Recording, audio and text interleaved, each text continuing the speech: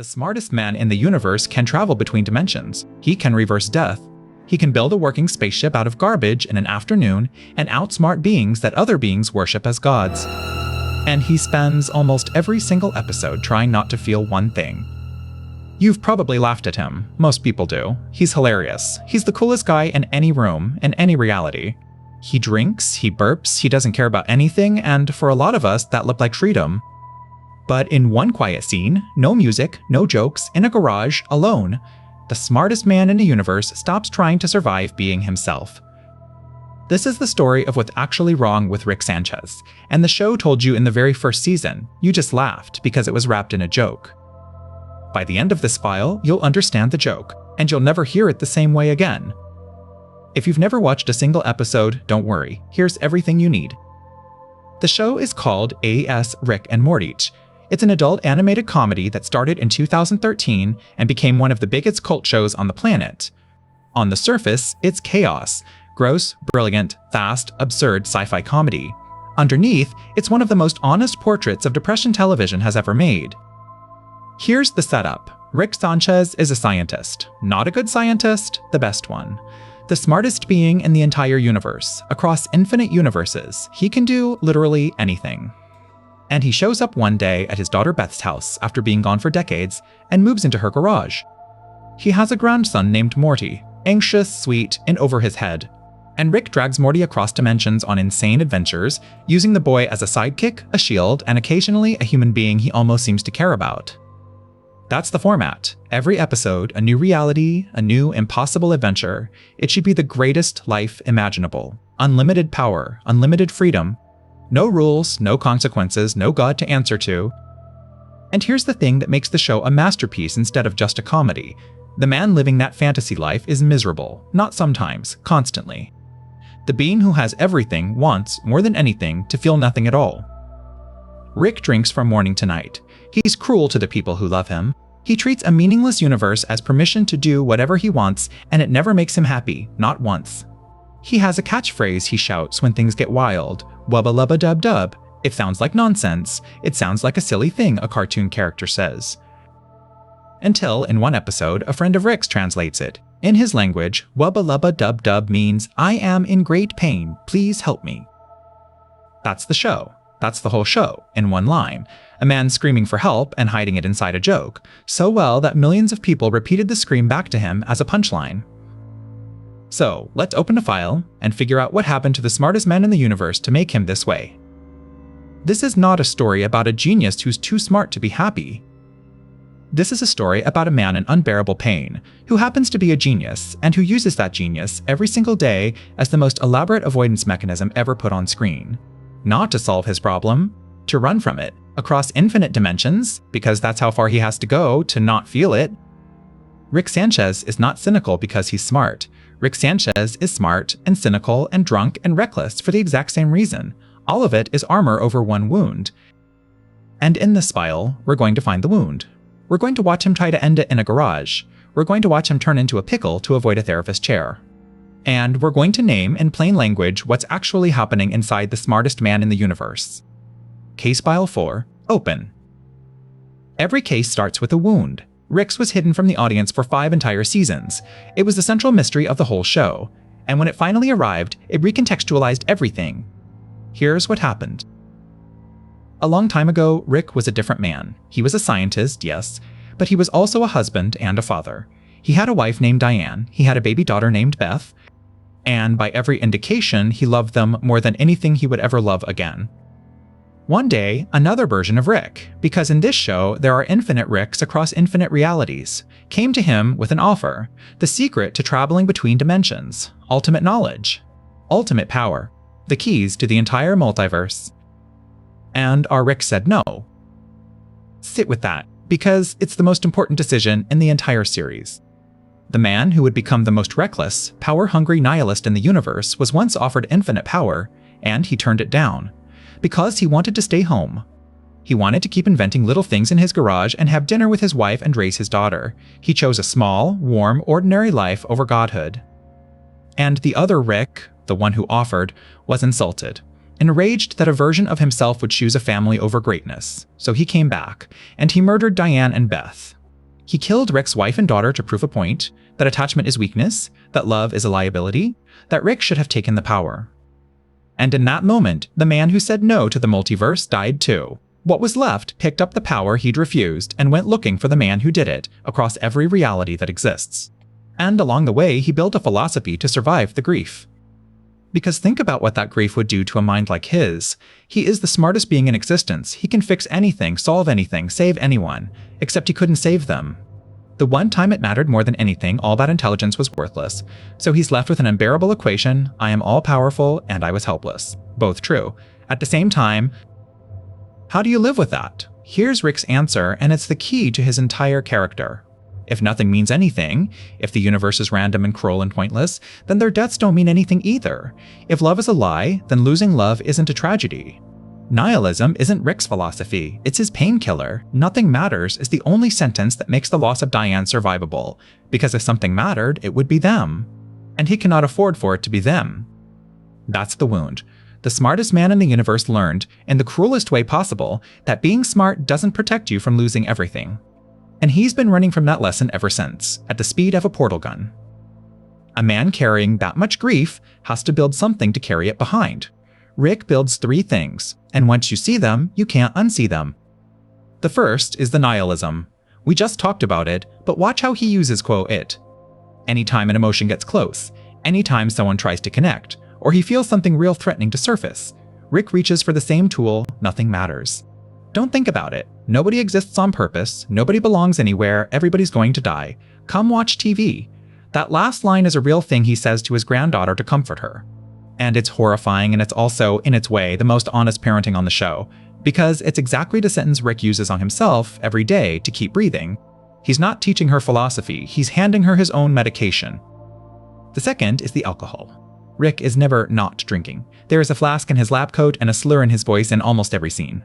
Now, comedy shows use the drunk genius as a fun character type all the time, but Rick and Morty's is doing something more precise. Rick doesn't drink because it's fun. Rick drinks the way a person in pain takes medicine, to lower the volume on a mind that never, ever stops.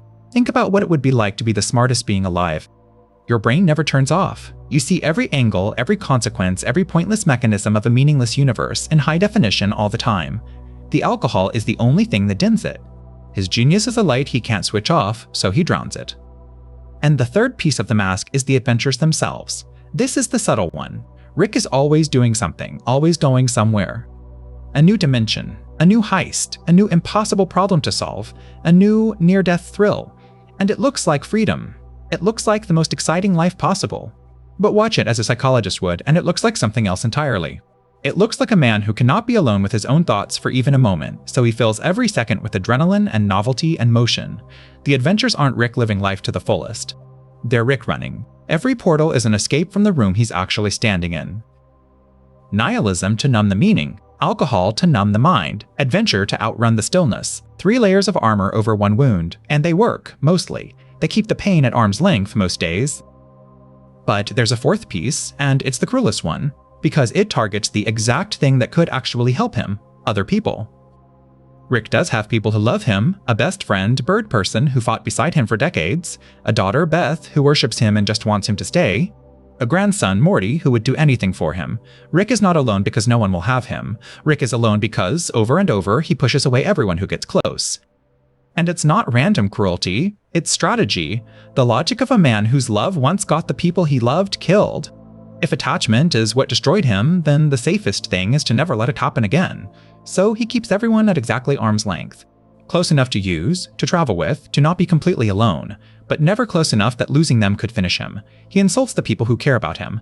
He abandons them for long stretches. He tells his own family that nothing matters, partly to protect them and partly to make sure they never expect too much of him. He is building, deliberately, a life where no one can hurt him again because no one is allowed all the way in. It's Bird Person, of all people, who names the wound out loud. Early on, Bird Person explains to Morty that Rick's party catchphrase, "wubba lubba dub dub," is not nonsense.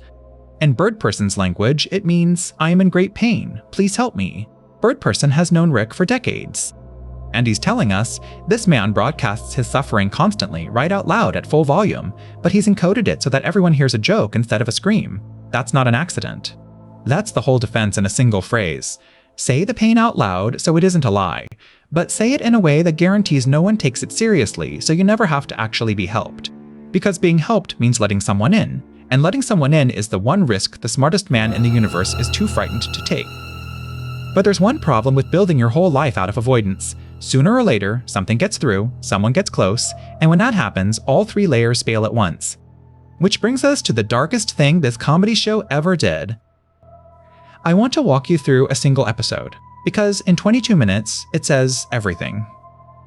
It's called Erotic Assimilation, Season 2, and for most of its runtime, it's a wild sci-fi comedy. Rick reunites with an old flame, a being called Unity. Unity is a hive mind, a single consciousness that controls the bodies of an entire planet's worth of people at once. Rick and Unity have history. And for a while, they're together again, and something happens that we almost never see. Rick is happy. Not manic, not drunk happy, genuinely, warmly happy. With Unity, he's playful, he's soft, he dreams out loud about the two of them running off together. For a few minutes, the armor comes off and you see the man who existed before Diane died, the one who wanted a small, warm life with someone he loved. It's the most hopeful Rick has ever been. And then, Unity leaves him. Unity leaves a note, and the note is devastating because it isn't cruel, it's honest. Unity says, essentially, I can't be who I want to be when I'm with you. You are the poison. Being near you makes me worse. And so, for its own survival, the one being Rick opened up to walks away. Now watch what Rick does. He reads the note, and he does what he always does. He puts the mask back on, he acts nonchalant, he's fine, he shrugs it off, makes a joke, goes about his day. Everyone around him believes it, because Rick is the best there has ever been at pretending he's fine. And then, that night, he goes into the garage, alone. I'm going to describe this carefully, because it matters, and because if you're struggling with anything like this, I want you to know this section comes with help, and it's on the screen right now, and it's in the description. US, call or text 988. International, findahelpline.com. In the garage, Rick builds a device, and he sits down in front of it and he sets it to end his own life. There is no music, there are no jokes. The show, a show that fills every second with frantic comedy, goes completely silent and completely still. And the smartest man in the universe, the one who can solve anything, sits alone and tries to stop existing. And it fails. By pure chance, he passes out a second too early, the device misses, he survives, not because he chose to, because he got unlucky, or lucky, depending on how you look at it. And the episode ends, no lesson, no speech, just a man alive by accident in a quiet garage. Why would a comedy do this? Why take the funniest character on television and show you this? Because it's the truth the whole show is built on, and this is the one time it stops hiding it behind a joke. Everything else Rick does, the drinking, the nihilism, the adventures, the cruelty, is a defense against this exact moment. The mask exists so that this scene doesn't happen. And in this episode, the mask fails and we see what's underneath. Underneath the smartest man in the universe is a person in so much pain that his own infinite intelligence has become something to escape. Intelligence didn't save him. It never does. That's the thesis, and this is the scene that proves it. Now let me show you the flip side, because if autoerotic assimilation shows you the pain, Pickle Rick shows you exactly why Rick never fixes it. And it does it, somehow, as a comedy about a man turning into a pickle. Here's the premise, and it's genuinely one of the funniest in the show. The family has a therapy appointment. Rick doesn't want to go, so to get out of it, Rick turns himself into a pickle. A literal pickle. He would rather transform his entire biology into a brine vegetable than sit in a chair and talk about his feelings. And the episode splits in two. Half of it is Pickle Rick going on an absurd, violent, brilliant action movie adventure, building himself a body out of bud parts, fighting his way through a building, doing impossible genius things. And the other half is his family, in the therapist's office, with Rick's daughter Beth defending her father's choice to become a pickle as if it were a sign of his brilliance. And at the end, Rick, back to normal, is dragged into the office, and the therapist, Dr. Wong, delivers the single most important speech in the entire series. She sees right through him. And she says something like this. She tells Rick that she's noticed he treats his own mind as either an unstoppable force or an inescapable curse. Either he's a god or he's doomed. And the one idea he absolutely cannot tolerate, the one thing his enormous brain refuses to consider, is that his mind might simply be within his control, that he might be responsible for it, that he could choose to work on it. And then she says the line that unlocks him completely. She says, the thing about repairing and maintaining and cleaning, about the ordinary work of taking care of yourself, is that it's not an adventure. There's no way to do it so wrong that you might die. It's just work. And she says some people are okay going to work, and some people would rather die.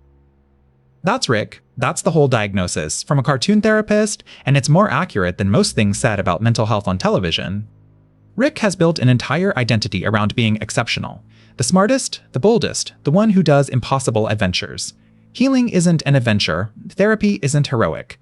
Getting better is slow, boring, unglamorous, unspecial work. And to do that work, Rick would have to admit two unbearable things: that his mind is within his control, and therefore that his suffering is, in part, his responsibility, and that he is not too special to need the same boring help as everyone else. He would rather turn into a pickle, he would rather fight to the death as a vegetable. He would rather do literally anything else, anything with stakes, anything that lets him be the hero, than sit still in an ordinary chair and do the unheroic work of getting better. That's why the smartest man in the universe never heals. Not because he can't figure out how, he could figure it out in an afternoon. It's because healing would require him to stop being special. And being special is the last piece of armor he has left. There's one more episode you need, because it answers the question you're probably asking by now. If Rick is a genius, and he clearly knows something is wrong with him, why doesn't he just fix it? He can rebuild reality, why not rebuild himself? The show literally tries this. The episode is called Rest and Ricklaxation, and it's the closest Rick ever comes to curing himself, which is exactly why it's the most revealing. Here's what happens. Rick and Morty come back from an adventure so stressful it's left them both frayed to the breaking point. So they go to an alien spa, and they use a machine that detoxes you. It pulls all your negative, toxic traits out of your body so you can relax. They step in, they get cleaned, they step out feeling great.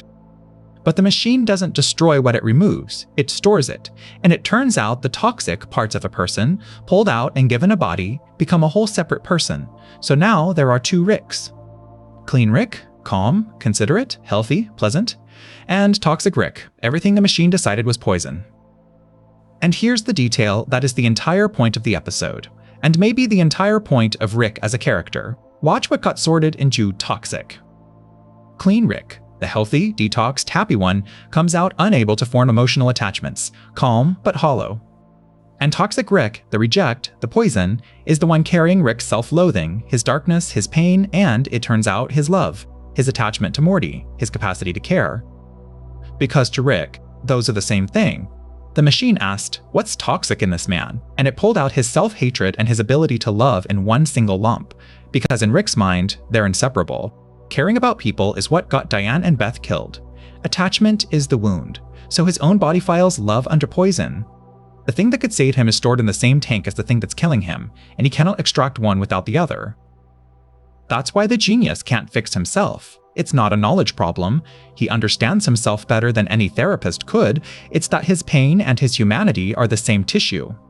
To delete the depression, he'd have to delete the love, and some part of him, the part that keeps coming home to that garage, won't do it. Clean Rick, the cured one, is empty. Whole Rick, the real one, hurts. And the episode's quiet, brutal conclusion is that hurting and being whole might, for a person like this, be the same thing. You don't get the love without the wound. You don't get to keep Diane's memory and also stop grieving her. Wholeness isn't the absence of the pain, it's carrying it. That's the most hopeful and most heartbreaking thing the show ever says, and it says it in an episode about a spa. So let's name all of it in plain language, because every piece has a real name. Start with the foundation: unresolved grief and trauma. The murder of Diane and Beth is a catastrophic loss that Rick never processed. He weaponized it into revenge and buried it under power. Untreated, that kind of grief doesn't fade, it calcifies. On top of it, depression. Not sadness, depression, the clinical kind. Persistent despair, emotional numbness, loss of pleasure in things that should bring joy, and, at its worst, the wish to not exist. The show is not subtle about this once you know to look. The catchphrase, "I am in great pain, please help me," is a textbook cry for help hidden in plain sound. The garage scene is a depressive crisis. Rick meets the criteria, and the writers know it. Next, substance use as self-medication. Rick's alcoholism isn't separate from his depression, it's fused to it. This is one of the most common patterns in real mental health. People in pain reach for something that turns the volume down, and alcohol is the most available anesthetic there is. It works for an hour and deepens the hole for a lifetime. Rick is a live demonstration of that loop. Then, nihilism as a defense mechanism. This is the intellectual armor. Nothing matters feels like a philosophy, but for Rick it functions as emotional protection. If nothing has meaning, then nothing can hurt you, because there was nothing to lose. The tell is that he doesn't actually live like a nihilist. He keeps coming back to his family. He keeps saving Morty. A true nihilist wouldn't bother. Rick bothers, and then tells himself it doesn't count. The nihilism isn't what he believes, it's what he needs to believe to keep the wound closed. And finally the big one, the thing Pickle Rick named avoidance, powered by identity. Rick's whole sense of self is the exceptional one, and that identity is precisely what blocks recovery, because recovery is ordinary. To get better, he'd have to trade being a god for being a patient. He'd have to accept that his mind is within his control, which means accepting responsibility for his own pain, which is the one weight his ego cannot lift. Put it together, and you get a devastatingly complete picture, a traumatized, depressed, self-medicating man whose greatest strength, his intelligence, his exceptionalism, is also the exact thing preventing him from healing. His gift is his cage. And one honest, important caution, because this channel deals in real psychology. Being highly intelligent does not doom anyone to this. Most people who struggle with depression are not Rick, and intelligence is not a curse. Rick is a heightened, fictional worst case, built to dramatize a real feeling. But the feeling is real. The pattern is real. And if any of this is landing a little too close to home, keep watching, because the last thing this video has to say is the most important thing in it. Here's the fantasy the show is quietly dismantling. We tell ourselves a story. If I were just smarter, richer, more powerful, if I could do anything, then I'd be happy. If I could fix everything out there, I'd feel okay in here. Rick Sanchez is the ultimate test of that story. He has the maximum of everything: infinite intelligence, infinite power, the ability to fix any problem in the external universe. And he is one of the most miserable characters ever written. The show is telling you, across every dimension, one stubborn truth: no amount of external power fixes an internal wound. You cannot invent your way out of grief. You cannot outsmart depression. There is no portal gun to anywhere that doesn't have you in it. So what does work? The show answers that too, quietly, and it's the reason this isn't a hopeless story. It's the ordinary thing, the unheroic thing. Dr. Wong's boring, unglamorous work. It's letting someone get close even though the last person you let close, you lost. It's Rick, again and again, despite everything he says, choosing to come back to his family. It's the small, warm life he once chose over godhood, the one he spent the whole show insisting doesn't matter, while circling it like it's the only thing that ever did. The man who created Rick knows this personally. Dan Harmon has been open about his own depression. He wrote Rick out of it. And when a fan once asked him for advice on dealing with it, he didn't give a nihilistic answer. He said this: the most important thing is, please don't deal with it alone. There is an incredible, miraculous magic to pushing your feelings out, to telling someone, to not being a pickle in a garage, doing it all yourself. International, findahelpline.com, you are not alone. So, here's where the file closes. The smartest man in the universe spent his whole life proving that intelligence can build anything, go anywhere, escape anyone, and the one thing it could never do was get him out of his own pain. Every portal led back to the garage. His catchphrase was never a joke, it was the truth, said out loud in the only way he could bear to say it: I am in great pain, please help me. He was asking the whole time. Underneath the genius, and the cruelty, and the drinking, and the nihilism, was a person who wanted, more than dimensions or power or revenge, for someone to hear the scream inside the joke. If you've ever hidden your own pain inside a joke, a lot of us have, then maybe the bravest, least Rick thing you can do is the opposite: say it plainly, to one person, out loud. That's the whole point of these files. The monster isn't the villain. The monster is usually just a person in pain who got very, very good at hiding it. If this meant something to you, subscribe and take care of yourself. The next case is already open.